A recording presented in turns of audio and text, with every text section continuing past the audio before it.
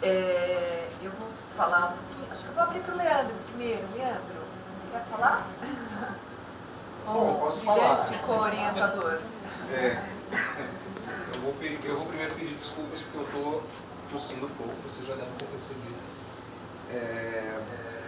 Mas eu primeiro queria agradecer também a oportunidade de compartilhar essa orientação com você, Beth, e pela oportunidade que a Ana me deu de trabalhar junto com ela. A gente já tem uma história de anos de convívio profissional e de amizade, então assim, foi muito bom ter a oportunidade de participar desse momento. Agradecer ao programa também pela oportunidade, aqui em nome da professora Leuridan, pela chance de ter essa orientação concretizada. Agradecer também ao professor Hilton pela oportunidade de abrir as portas do laboratório, porque senão a gente não conseguiria executar esse trabalho. A banca, Célia, Luciana, pelas considerações desde já. E a Beth, em especial, realmente pela oportunidade da gente conseguir compartilhar essa orientação.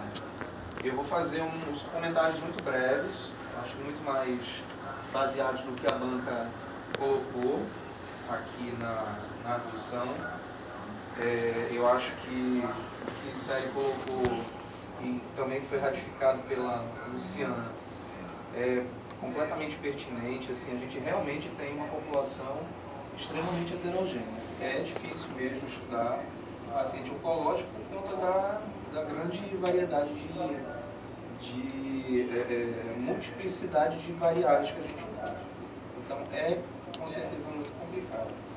Então, esse perfil heterogêneo traz uma série de questionamentos que às vezes dificultam um pouco a gente conseguir discutir alguns resultados.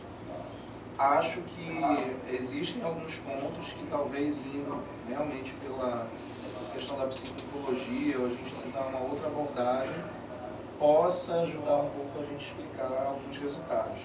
Eu concordo que é necessário até para a gente amadurecer um pouco mais a discussão. Por outro lado, eu preciso ressaltar que a discussão de Ana ela foi realmente muito pautada na experiência clínica, pela quase completa ausência de literatura para a gente conseguir comparar esses resultados. Então, tanto a experiência clínica de Ana, como todas as questões pensando na fisiologia e na fisiopatologia nos ajudaram a caminhar um pouco na discussão. É um desafio realmente por conta dessa dificuldade em relação à literatura.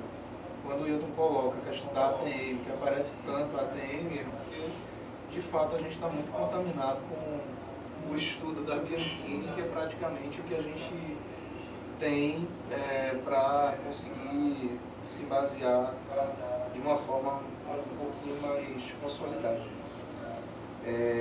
A questão da nomenclatura, Hilton, da simetria, eu sei que você está apaixonado pela simetria, fala muito sobre isso, eu concordo.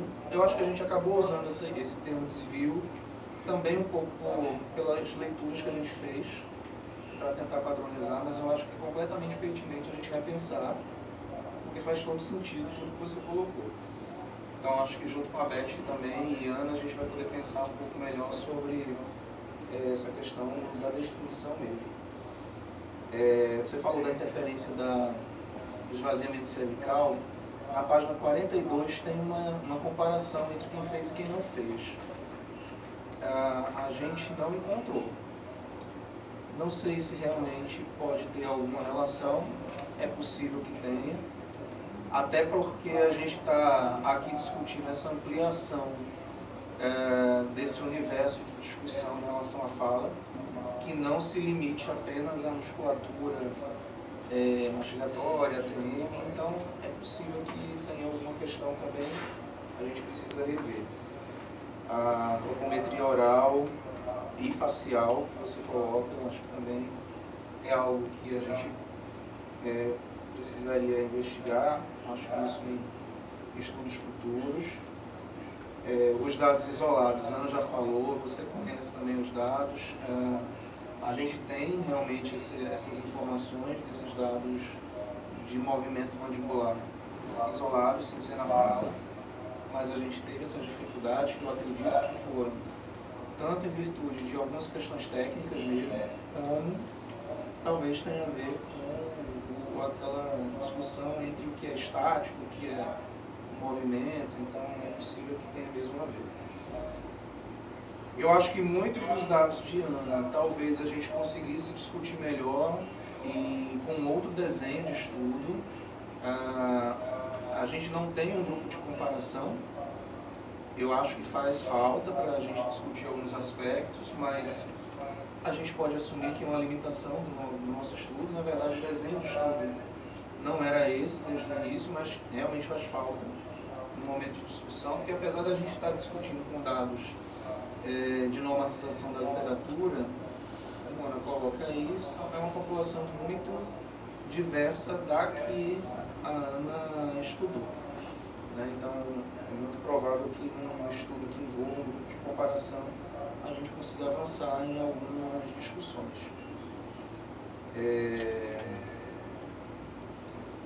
Bom, de forma geral, eu acho que todos aqui pontuaram quanto a Ana é grata.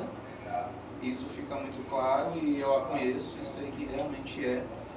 Então, essa é uma característica dela e o resultado do trabalho dela nesse momento também reflete a personalidade que ela tem.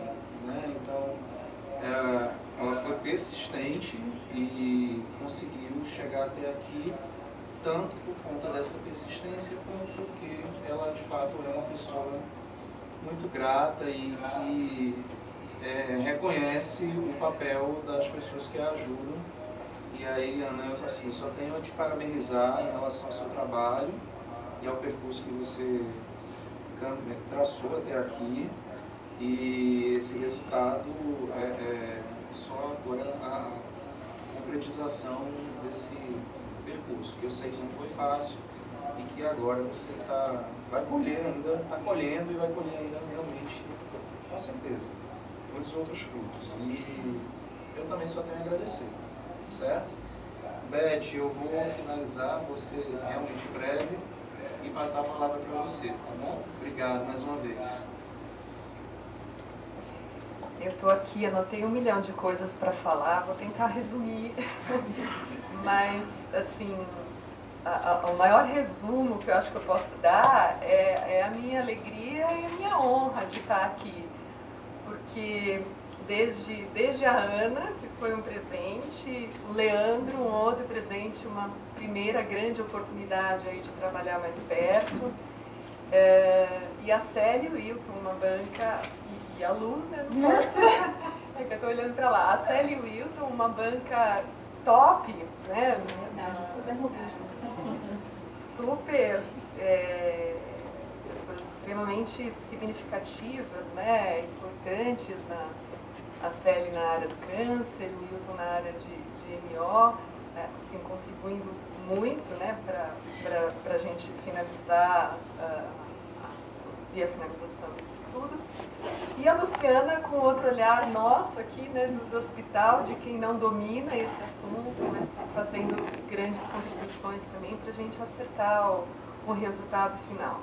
Então, eu vou fazer algumas considerações, assim, primeiro a Ana me procurando, né, para orientá-la, o que seria um prazer, mas num tema que eu não dominava, né, então acho que foi um desafio muito grande, que só foi aceito porque tinha o Leandro como parte aí dessa...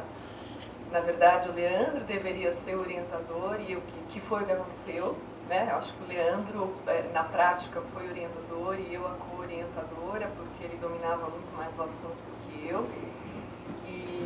Então, minha gratidão aí é imensa, Leandro. Foi muito gostoso trabalhar com vocês. E eu aceitei o desafio, né? Eu primeiro aceito, depois eu me arrependo, depois eu digo, não, vamos que vamos, a gente tem que finalizar de uma forma bacana, embora em muitos momentos eu não pudesse contribuir, né? Mais especificamente por não dominar o exame em si, né? Mas eu acho assim, é um tema extremamente importante, extremamente relevante, a começar do câncer de boca. A gente tem um aumento do número de casos, a gente tem um aumento no número de casos jovens por conta do HPV. Esses casos jovens, eles têm uma cura muito maior, então a gente tem que pensar sim, o foco é pensar em qualidade de vida e sobrevida. Esse é um grande foco mundial, né? Então, a sua tese, ela tem uma importância, Ana, um tema extremamente relevante, pelo que eu entendo. Eu acho que uma grande frustração aí nos nossos resultados, no percurso, que a gente teve que mudar a rota, que faz parte de qualquer estudo clínico, né?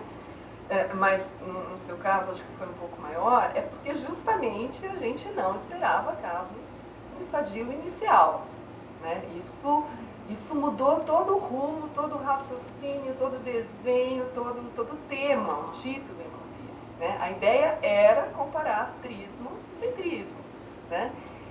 Que era uma ideia muito bacana, mas que eles não tinham tanto trismo assim, né? Eles eram T1 e T2, o que não é a realidade do Brasil, o que não é a realidade de Pernambuco, o que não é a realidade de câncer de boca, enfim. Talvez até pelo fato do HPV ter chegado, acho que isso trouxe para tumores mais iniciais, enfim. Então a gente teve essa mudança de rota que a gente teve que se adaptar aos resultados, né?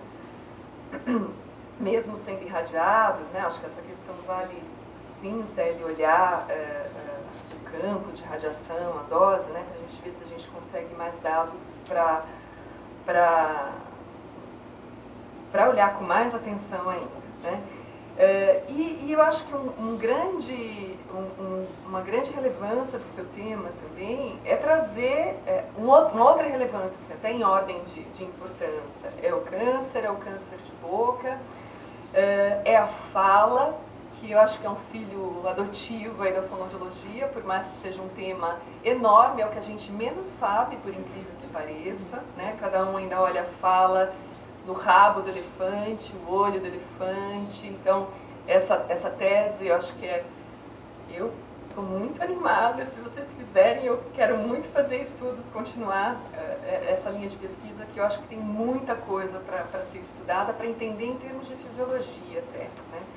Então, o fato de estudar a fala é muito importante. A gente fez várias teses aí de fala e a gente usava um protocolo de qualidade de vida em voz, porque não tinha um questionário de qualidade de vida em fala, que agora que foi criado, agora que foi validado, tem um só, né? Então, para ver o quanto que... E a queixa deles é de fala, de inteligibilidade, de dicção, etc., né? E a outra, não menos importante, ponto de relevância são as medidas quantitativas mesmo, né? Que elas vão ajudar a gente a entender fisiologia, elas vão ajudar a gente a entender sequela, e elas vão ajudar, né, o grande objetivo final, que é entender reabilitação, uma reabilitação baseada em fisiologia, né? Então, eu entendo sua tese, Ana, por mais que tenha limites fazem parte de qualquer estudo clínico, mas como de extrema importância, né, por todos esses pontos de relevância. Falando um pouquinho,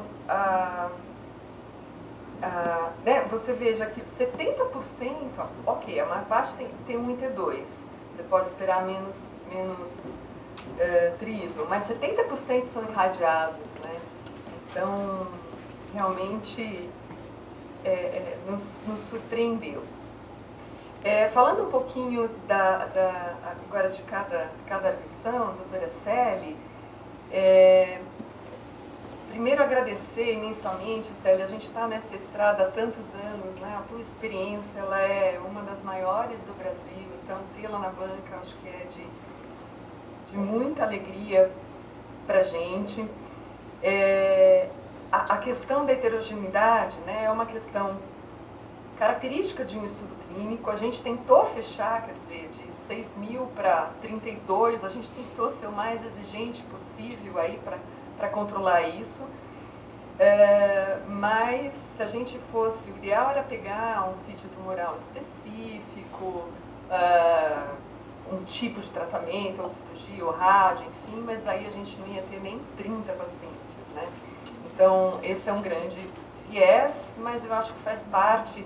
E como é o primeiro estudo nesse tema, a ideia que a gente acabou ficando é realmente um panorama geral, né? Quais são os movimentos mandibulares de uma população de câncer de boca e orofaringe com toda a diversidade, né, que existe, que é inerente ao tratamento. Tudo bem? Tudo bem. Tudo bem. A questão do mais jovem, né? Eu acho que o mais jovem ele tem um perfil de ser mais exigente. É um paciente que tem a demanda social e profissional muito maior, né? Então, o estudo desses fatores psicossociais acho que são bem pertinentes, sim. E na verdade está mudando, né? A gente atendia um paciente com câncer de boca quando eu entrei aqui no hospital há 20 anos atrás. Em 2 anos a gente ia fazer estudo, em 2 anos não tinha nenhum vivo, né? Hoje em dia isso mudou, felizmente, completamente, né? Então a gente tem que readaptar aí o nosso entendimento de quem é esse paciente. Dr. Hilton, assim, sem palavras também para agradecer a parceria, a colocação do seu laboratório aí de excelência, a sua contribuição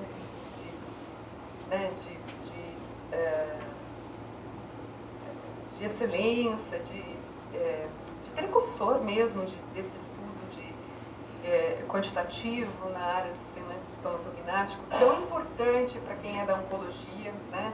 A gente acaba focando muito mais na parte de disfagia, que acaba sendo mais emergencial, e a gente não entende uma série de coisas que a gente precisa começar a entender, né? Então, eu acho que essa troca é de extrema importância, e a sua generosidade aí de abrir o seu laboratório, eu acho que é parte responsável, né? Totalmente responsável por esse estudo. Adorei a diferença de medidas quantitativas e objetivas, sempre usei objetivo, aprendi agora, sempre usei objetivo, sabendo que eu estava usando errado, porque objetivo não é objetivo coisa nenhuma, e adorei. Só vou usar quantitativo agora. Para mim, embora não entenda, me fez todo sentido, medida de simetria, eu acho que a gente vai rever, né, Aninha? Achei fantástico a questão também, né, de pensar na musculatura cervical, que não tudo se interliga, né? Eu imagino que a musculatura cervical também tenha, mas eu acho que a Aninha cruzou esse dado. Eu não vi a última coisa. A questão de olhar o esvaziamento cervical, eu acho que faz todo sentido, né? Mas eu acho que você cruzou isso, né, Ana? Também, cruzou e não deu significante. Não deu significância. Provavelmente, pela casuística mesmo, né? Se a casuística fosse maior, a gente poderia ter outros resultados. Achei muito interessante a dica também da antropometria facial. Para mim faz muito sentido. Talvez não para essa casuística de tumores iniciais, mas, por exemplo, um glossé total, ele tem uma diminuição do terço inferior enorme, né? Numa próxima tese aqui, da próxima vítima, da Jéssica, a gente vai estudar só glossé total, e uma das coisas que a gente quer estudar é o tamanho do retalho, né? A reconstrução, se o retalho fica mais alto, se o retalho fica mais baixo, e assim, Jéssica, você vai estudar fala também, tá? Acabou de entrar no seu projeto. E a gente aceita parcerias, porque eles ficam com esse terço muito reduzido, né? E para chegar, para que esse retalho toque em algum lugar, ele diminui o movimento mandibular, porque senão nada toca em nada.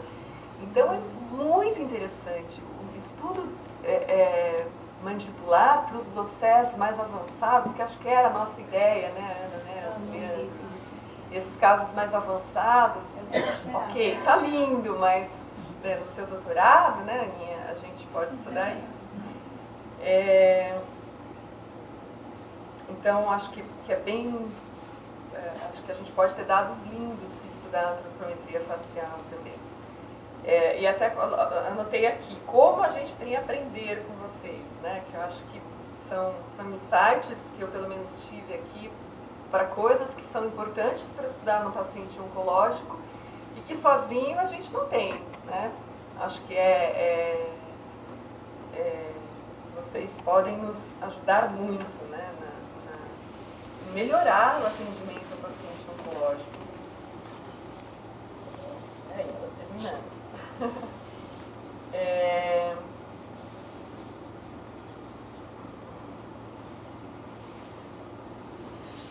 A discussão, né, que eu acho que vale a pena também ressaltar, Ana,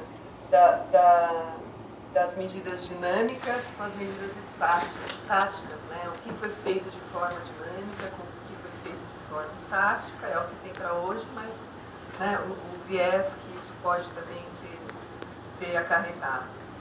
E me ocorreu um trabalho que a gente fez aqui, que foi uma tese com ressonância magnética funcional em pacientes mastectomizados. Foi a tese da Renata Guedes. A intenção era até estudar, né, o quanto que a reabilitação, mas como a casuística foi menor, a gente acabou estudando na presença do tumor. Então, e o que foi muito interessante, que é o primeiro estudo no mundo aí que mostra isso, a ressonância magnética funcional na presença do tumor. O como que já há mudanças corticais só antes do tratamento, né? Na presença do tumor já muda. E o que mudou, essencialmente, que a gente observou nos casos da tese da Renata, foi uma diminuição importante, significativa, a gente tinha um controle, uma diminuição significativa, significante nas áreas associadas com o planejamento motor, né? E uma das nossas discussões foi justamente isso, quer dizer, na presença do tumor eu já diminuo tudo, eu já diminuo o movimento, eu já planejo completamente diferente, principalmente por redução dos movimentos, né? Então também são coisas que a gente tem muito a aprender e até a gente propõe na tese da Renata que a gente, né, como sugestão, talvez se a gente pegasse esse paciente lá atrás, a gente já tivesse alguma modificação, né? Se pensar em movimentos mandibulares, também a gente poderia, talvez, trabalhar com isso, né? Acho que é isso que a gente quer entender mais. Muito obrigada, Ailton, pelas considerações, pelos insights aí que você nos forneceu. Doutora Luciana, acho que fez todo um olhar aí de sugestões para reescrita. Eu acho que vale, anotei aqui, Ana, para a gente pensar nessa escrita, pensando em, né, em facilitar em termos de artigo. Aí, o que eu fiquei pensando com relação ao trabalho mesmo, a gente partiu de um pressuposto que eu tenho um câncer de boca, eu tenho uma alteração de fala, de deglutição, que interfere em qualidade de vida, e o quanto que isso tem relação com a redução dos movimentos mandibulares. Acho que foi esse o nosso raciocínio, com essas medidas quantitativas de movimentos mandibulares. Então, a gente... eu fiquei pensando aqui numa discussão forte que a gente tem, acho que principalmente na disfagia. Por quê? Porque a gente comparou, essencialmente essa tese, a comparação de um dado fisiológico, que é movimento mandibular, suas várias formas, né? Com um dado de autoavaliação de fala, né? Então, é um dado fisiológico relacionado, de movimento mandibular, relacionado à fala, com uma autoavaliação de fala. E não teve uma correlação tão forte assim, né? Teve alguns dados que correlacionaram, mas a gente esperava, a nossa hipótese, né, que a gente também se frustrou, era que tivesse, uau, uma super correlação, a gente vai usar pra caramba isso, é uma medida importante. E foram só algumas variáveis que se correlacionaram. Agora, essas variáveis, elas foram muito relacionadas à dicção e inteligibilidade. Então, isso a gente vê muito, assim, pensando no histórico da disfagia, né? Quando começaram os questionários de qualidade de vida, a gente disse, poxa, que legal, a gente vai usar os questionários, vai correlacionar. Nada correlaciona com nada. Né? Questionários de autoavaliação e disfagia não correlaciona com medida fisiológica. Na verdade, a gente está procurando essas correlações. Por isso que, assim, embora o grande lance seja uma avaliação complementar, eles se complementam mesmo, a gente quer entender se existe alguma coisa para eu focar mais a reabilitação baseada na queixa do indivíduo, né? E não no meu valor fisiológico. Eu vou trabalhar isso porque o movimento mandibular está alterado, mas ele não tem queixa nenhuma. Como assim? Né? Então, a minha pergunta, e até para um próximo estudo, eu queria ouvir de você, Aninha, de vocês da banca, se faz sentido, num próximo estudo, a gente correlacionar os movimentos mandibulares com uma outra medida fisiológica de inteligibilidade de fala. Né? Porque aí, como a gente sabe que nem sempre a autoavaliação bate com o movimento fisiológico, e na autoavaliação eles estão considerando inteligibilidade, só que na autoavaliação tem N questões. Mas a inteligibilidade é a que mais pontuou. Então, será que se a gente não olhar mais para o aspecto inteligibilidade, talvez a gente tenha outros insights aí do que o movimento mandibular pode nos dizer? Faz sentido, Ana? Você sugere qual seria esse outro exame? Tem algum em mente? Avaliação, as provas de inteligibilidade de fala. Tem provas mais globais, inteligibilidade parcial, de scores, 3, 4 scores, 5 scores, e tem provas de quantitativas também, não objetivas. De porcentagem de palavras corretas, porcentagem de sílabas corretas, tem índices sobre isso. Eu acho que sim, seria pertinente, né? Acho que fazer isso. E aumentar também esse N. E aumentar o N. Faz sentido, Wilton, Leandro, Feli? Me ocorreu agora que talvez, e isso me ocorreu agora mesmo, que a sua fala, Beto, é que não foi feito uma avaliação do quadro fonológico, fonético desse paciente. Parece que o número de distorções, o número de, não sei se eles têm mais distorções do que omissões, mais distorções, e aí é um dado numérico, ele pode me dar essa informação. A outra questão é que talvez uma ultrassonografia de língua durante a fala e também associada a uma análise acústica de fala pode dar para vocês dados quantitativos também e qualitativos disso. Se a gente está falando de fala, é como eu falei, a gente tem que olhar muito para essa língua, como é que ela está se comportando, mesmo se a alteração foi na mandíbula. Então, eu acho que o quanto essa imagem da ultrassonografia de língua pode me dar, o quanto o número de distorções e que distorções ele tem, isso tem relação com o movimento mandibular, com certeza. Com certeza.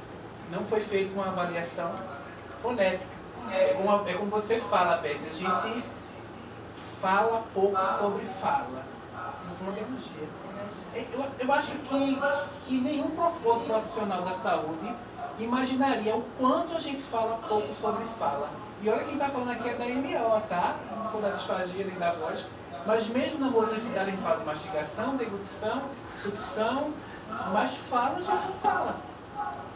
Então, assim, essa carência também de trabalhos, como o Leandro fala, do que a gente tem, é isso, não é só na eletrognata, não, é em tudo. Nós não estudamos fala do jeito que a gente deveria estudar aqui no Brasil.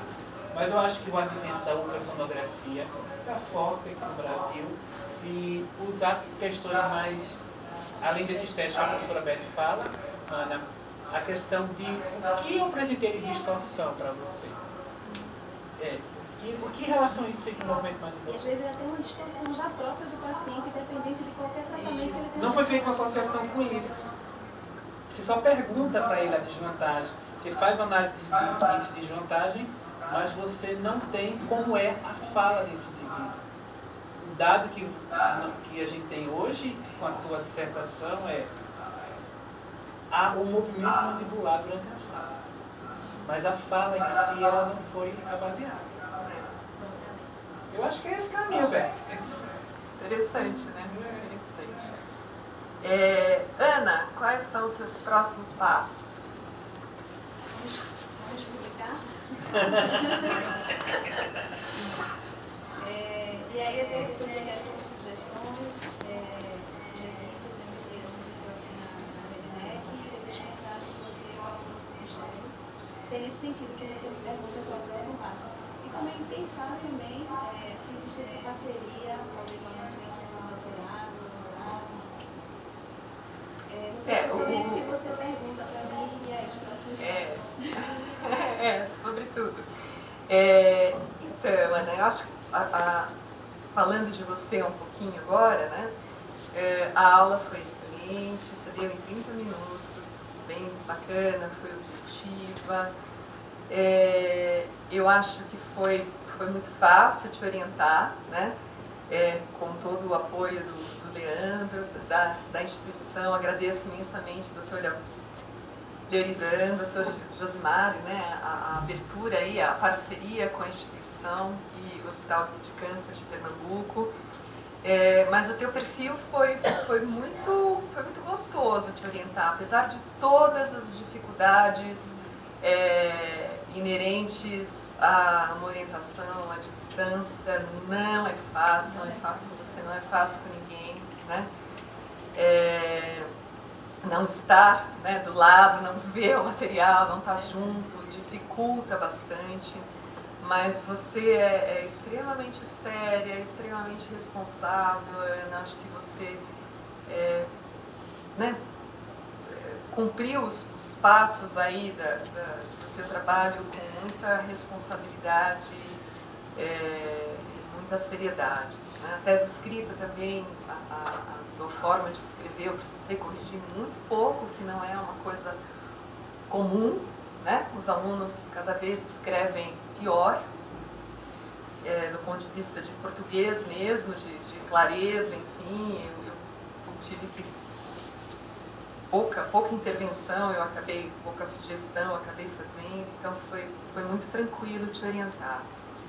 O que eu te pergunto é assim, a publicação, acho que com certeza a gente colocar todas essas sugestões para finalizar um paper, precisa, né, com tanto investimento aí de estudo, de neurônio, de tempo, né, de pessoas, virar um trabalho, mas assim, o mestrado ele tem esse objetivo, de fazer um primeiro estudo, do aluno se familiarizar com os passos, com os métodos, e você cumprir os passos de um mestrado, do meu ponto de vista, com muito brilhantismo, né? Apesar de todas as dificuldades. Mas você tem perfil de pesquisadora, né? E juntando esse perfil de pesquisadora, essa seriedade, chega a ser até um certo, me fugindo das palavras, detalhismo, né? Por um cientista isso é fundamental, e você tem essas características, né? De detalhar, de aprofundar, de questionar, de tentar responder. Então, juntando esse perfil que eu acho que você tem para a ciência, que é muito necessário para a fonoaudiologia, você tem a parte clínica, né? Você tem a experiência. Então, você não foi uma pesquisadora de bancada, você juntou toda a tua experiência com o paciente, as tuas questões. Então, a fonoaudiologia precisa de você, na verdade, né?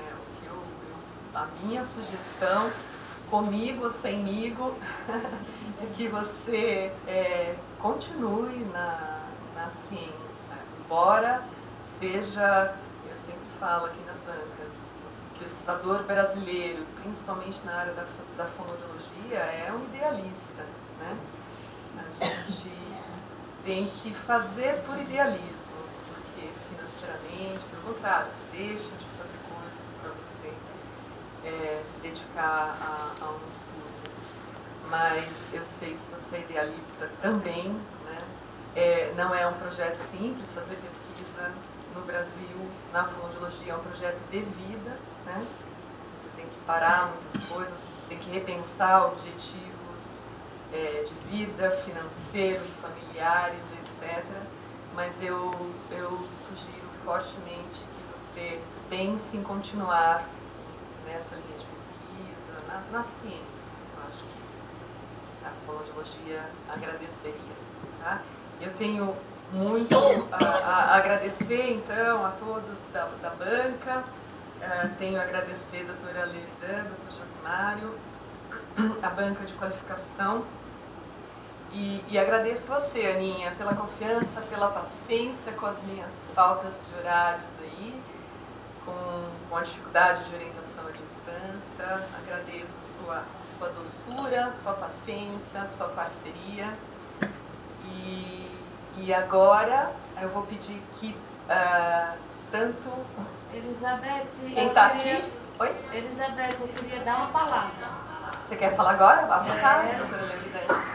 Eu, assim, em primeiro lugar, agradecer a vocês, a banca, a todos vocês que estão aqui presentes, parabenizar a Ana pelo desafio, por ter sido sempre uma aluna muito dedicada e compromissada com o mestrado dela. E, sobretudo, a você, Elizabeth, por ter aceito essa orientação à distância que, por si só, já é extremamente complexa. E eu não posso deixar de agradecer principalmente a Dr. Fernando Soares, quando eu, em 2015, eu acho que eu não tinha nem, acho que tinha 6 meses mais ou menos que eu o conhecia, e aí eu pedi a ele para nos ceder algumas vagas de mestrado, quando na verdade o início do convênio entre o HCP e o AC Camargo era apenas para o doutorado, e aí fecharam o contrato de mais ou menos 8 vagas, e ele ampliou isso para 14 vagas de doutorado e 7 de mestrado. Então, se não fosse Fernando Soares, nós não estaríamos aqui hoje e não teríamos essa experiência.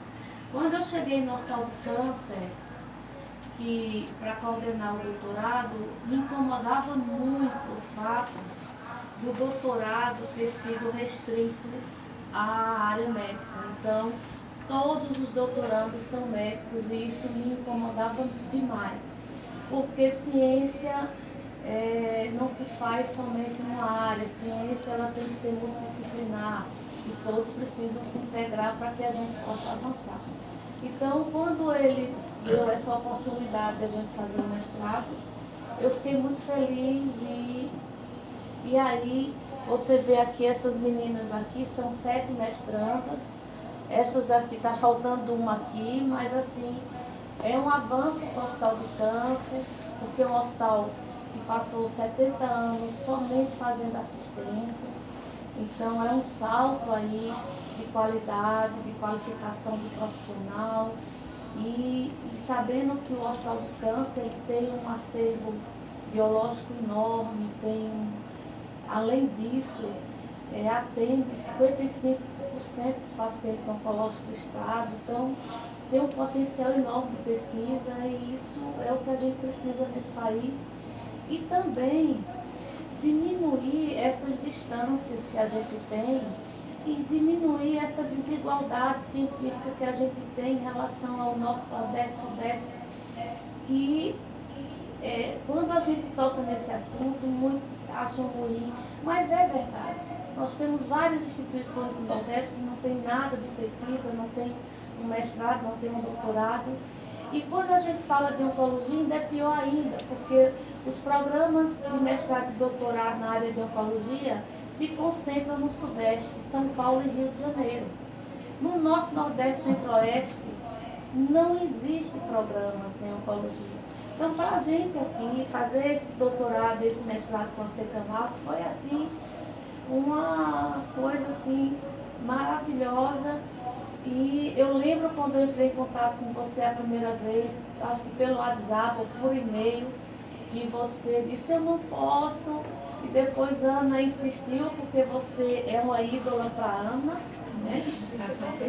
E aí me falava já de você, porque Beth, eu disse, então tá bom. Ainda bem que ela aceitou e é um desafio grande. E graças a Deus ela teve outras pessoas aqui, como o Leandro, que pôde ajudar no desenvolvimento desse trabalho. Coisa que eu vou te dizer, de todos os alunos, são 21 alunos.